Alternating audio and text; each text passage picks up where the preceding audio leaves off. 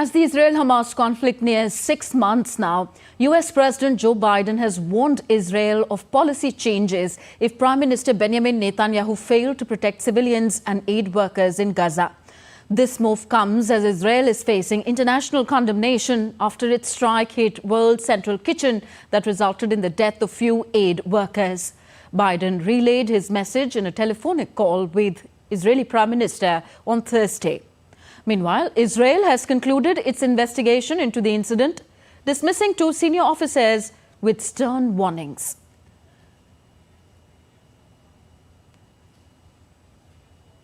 Between Prime Minister Netanyahu and Joe Biden, real tension between the two leaders, real frustration on the US side, the feeling that the Israeli government was simply not listening to its largest ally. And that tension, that frustration, that rift between the two leaders has been building up for weeks, and that is why we've culminated to this point where Joe Biden, the US president, effectively giving his Israeli counterpart and the Israeli government an ultimatum, saying that they have to do more to allow aid to the Gaza Strip. They have to do more to prevent civilian deaths, or US support, US military support, US diplomatic support could be reduced and weapons deliveries could be conditioned by the United States. We know that other allies, including the UK, have had similar concerns about breaches of international law by Israel in Gaza, and that their support may also diminish as a result of these allegations. So clearly pressure that the Israeli government says it has heard and responded to. We understand that the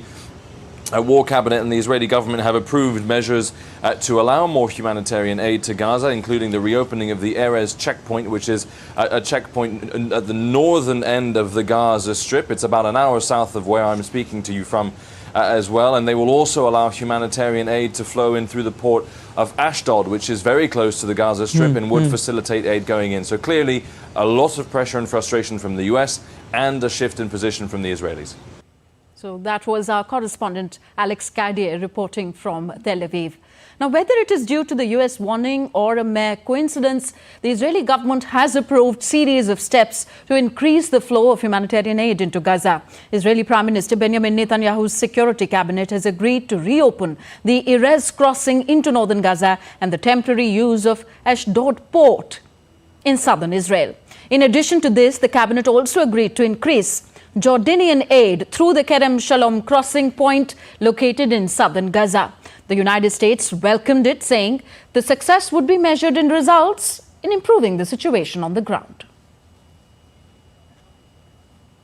What we're looking to see in the days and weeks ahead is prioritization, surging humanitarian assistance, sustaining it, getting it to people who need it, making sure that those who are providing it are safe and secure, and maximizing every effort to protect civilians, those who are caught in this crossfire Hamas is making. We just can't have so many people caught in that crossfire, killed, injured, going forward. And our correspondent Sarah Coates now joins us with more from Tel Aviv. Sarah, when can we expect the new aid routes to be implemented on the ground?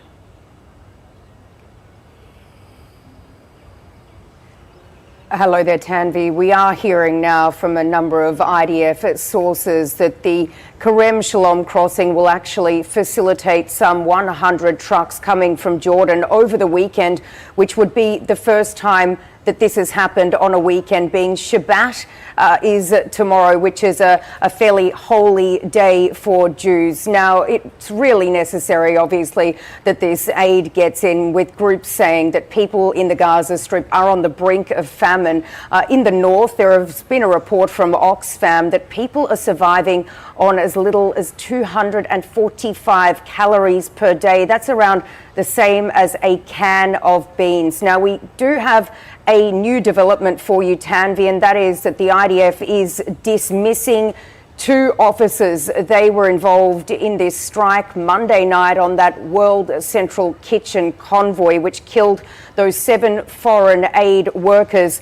A number of other soldiers are receiving discipline. The military says that this strike was ordered by officers who suspected these aid workers were actually Hamas militants, but they did have a very low level of intelligence when they actually ordered this strike. So, of course, this has really changed things on the ground. It's really pushed the Biden administration to order Israel to open up these entry points to get more vital aid into the Gaza Strip. And of course, when you think about it from the view of these aid groups, they have now withdrawn. They've stopped their operations in the Strip. The World Central Kitchen, over the last 3 weeks, it has provided 600 tons of aid to these Palestinians in Gaza, which is a lot, really, just given the little that has been going in. And one of these ships that was laden up with a couple of 100 tons of humanitarian aid, it has since been turned back around and is now in Cyprus. So certainly it's had